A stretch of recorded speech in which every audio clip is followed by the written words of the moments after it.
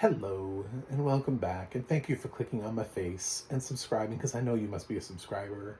If you're not a subscriber, you're thinking about it right now. I'm peer pressure you. Do it. Do it now. Click that subscribe button, and it's on your screen somewhere. I don't know. I'm blind, so I don't know where it is. Maybe they move it around. Maybe you have to chase the subscribe button. I promise you, I'm worth it. I love you too.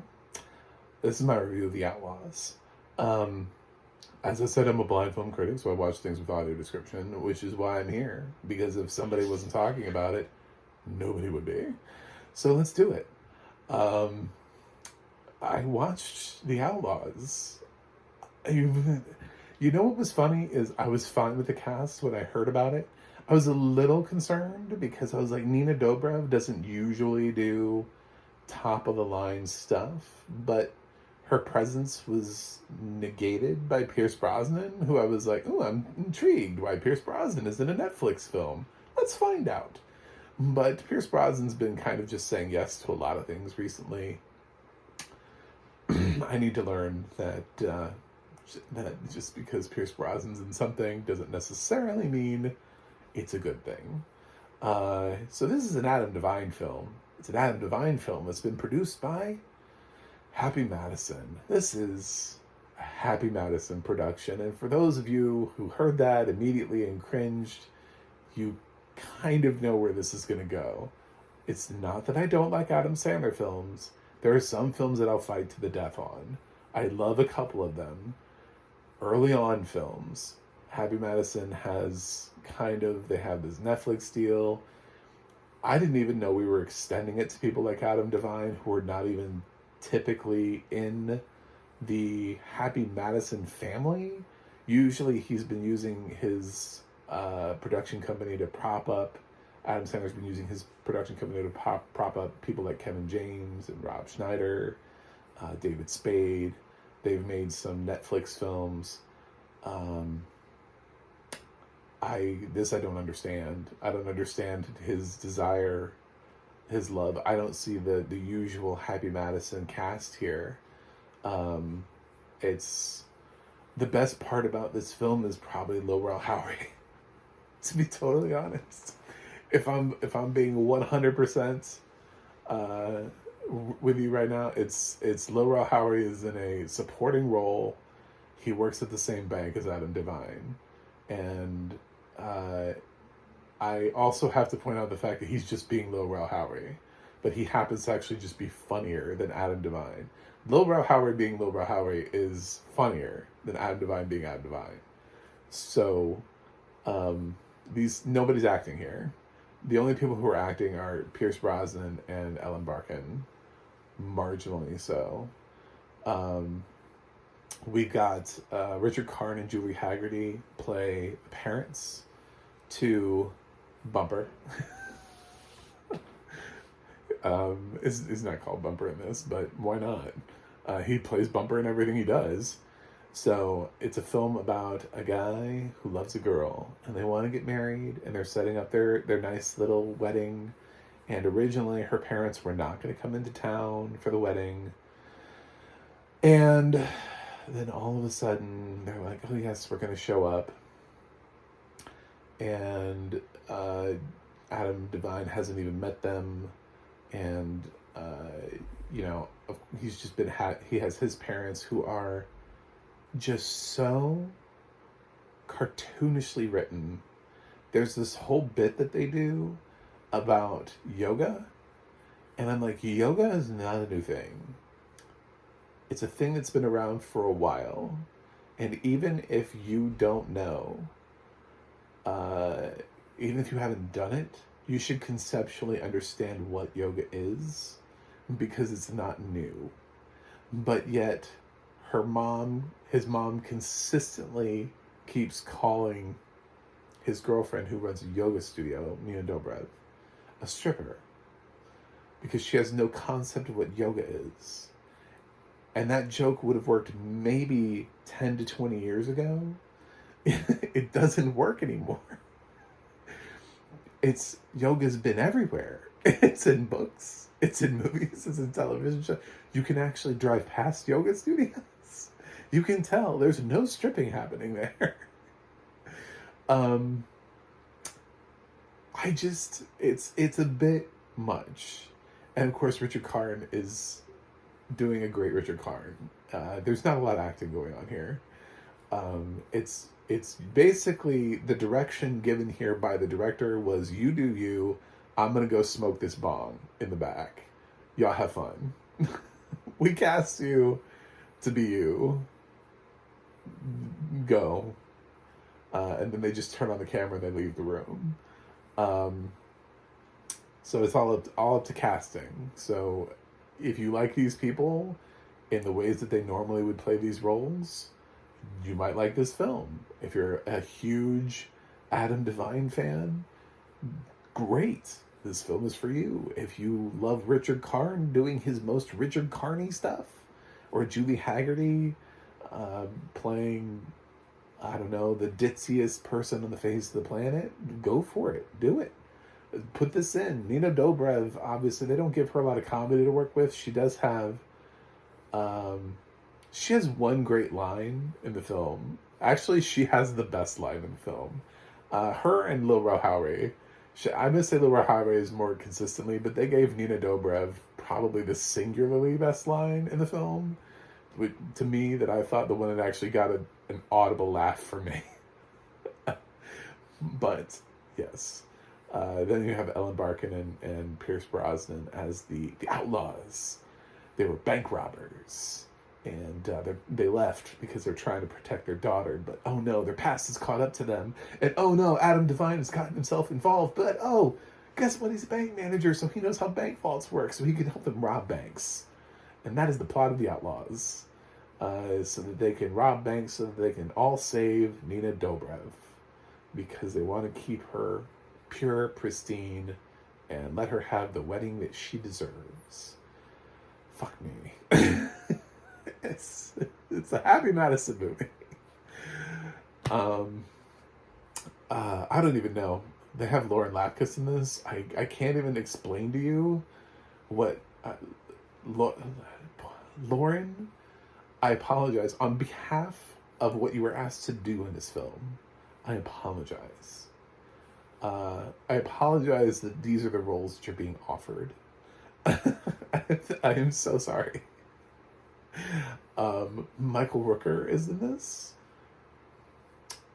I have to say, that when Michael Rooker rolls up for the first time in the film, and he pulls Adam Devine over, and he says, "License and masturbation, please."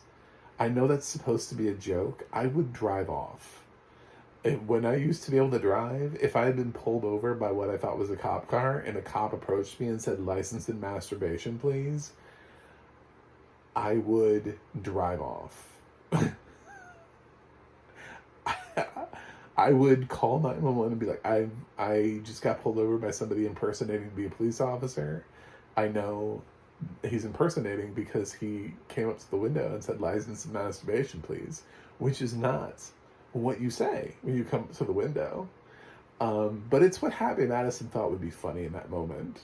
But it made me think that because Adam Devine doesn't react to that in sort of like a, "What did you just say?" He just reacts to it like, "Yep, that's legit."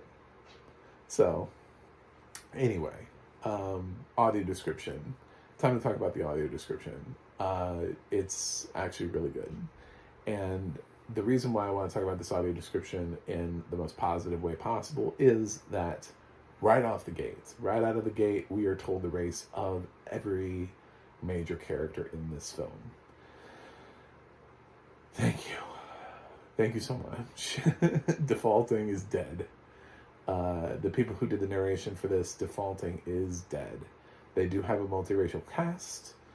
So instead of just pointing out that Lil Rauhauer was black, they decided to point out that the rest of the cast is white. So just in case you didn't know that Adam Devine was white, or Pierce Brosnan, or Ellen Barkin, or any of the other actors that have been around for a while, it doesn't assume that. It doesn't assume that you know that. It tells you anyway that these people have not changed. They're not wearing blackface. Nothing weird is happening. They are who they are. And for people who are unfamiliar with them, maybe you don't know. Maybe you're of the younger generation. I would not blame somebody nowadays who don't know who Ellen Barkin is. If somebody was like a teenager and they came up to me and they're like, I don't know who that is, I'd be like, that's fair. I think most of her major roles came either in films that you wouldn't have watched in your age group, or they're a little bit older. So, fair. But yeah, they do. They actually put the race of every character in front, which is amazing. So, kudos to that audio description. It's a lot of talking, so the transitions aren't great. Sometimes you transition into like another sequence and people have not stopped talking.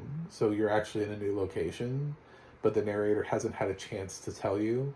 Because I don't know if you've ever watched an Adam Devine movie, but sometimes what his shtick is that he does not shut up. He cannot stop talking. So a lot of times we transition. Maybe you were inside and now you're outside. Like he just talked his way out of a building. There are definitely a lot of times like that. But there's nothing that the audio description can do except literally to just talk over Adam Devine, which I'm not sure that's a bad thing. But because a lot of time what he's saying is he's just repeating or he's mumbling. He just keeps, yeah, you gotta, you know what he's saying. Just go over there. No, stop. It doesn't even make any sense. Like he just keeps kind of babbling gibberish sometimes, and yet we miss transitions because he has to be able to do his thing. You know,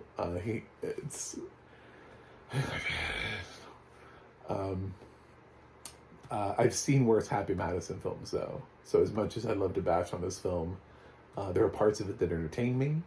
There are parts of it that I laughed. It was nice to see Laura Howery in there. I think Pierce Brosnan doing comedy is always interesting to me because it's not his genre. So I think he went for it and he made his role really interesting. Ellen Barkin, I wish she had kind of a similar moment. Pierce Brosnan has this one moment that he goes for, which it feels like a very Happy Madison moment because these are the guys that ultimately decided to make, you know, the gay wedding comedy with Adam Sandler and Kevin James. So, of course, dudes kissing is hilarious.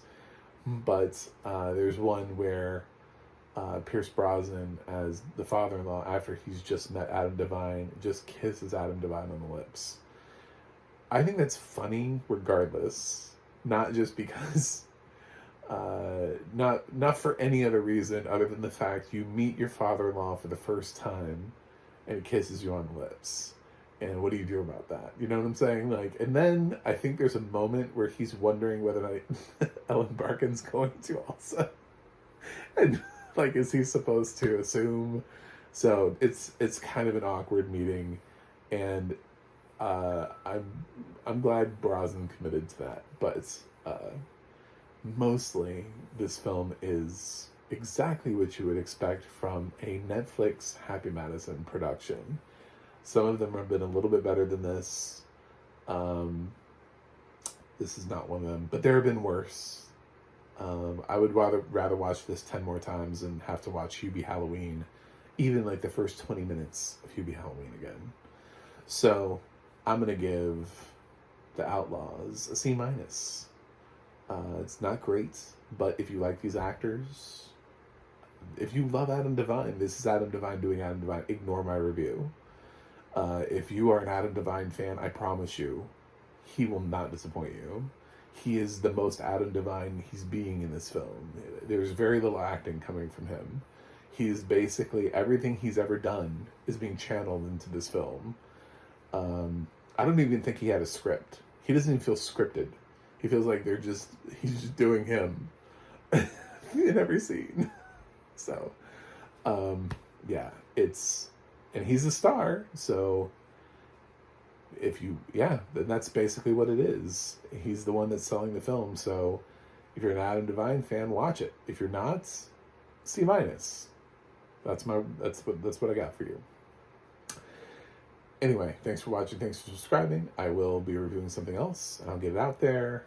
And I do have a website, macthemovieguy.com. You can follow me on Instagram or Twitter at macthemovieguy. You can go to the audio description project, adp.acb.org. It'll let you know what is audio description and where you can watch it. And you can go to the ADNA.org, which will let you know who's describing what. That's it for me. I'll watch another movie and see you guys on the other side, because you subscribed. I know you did.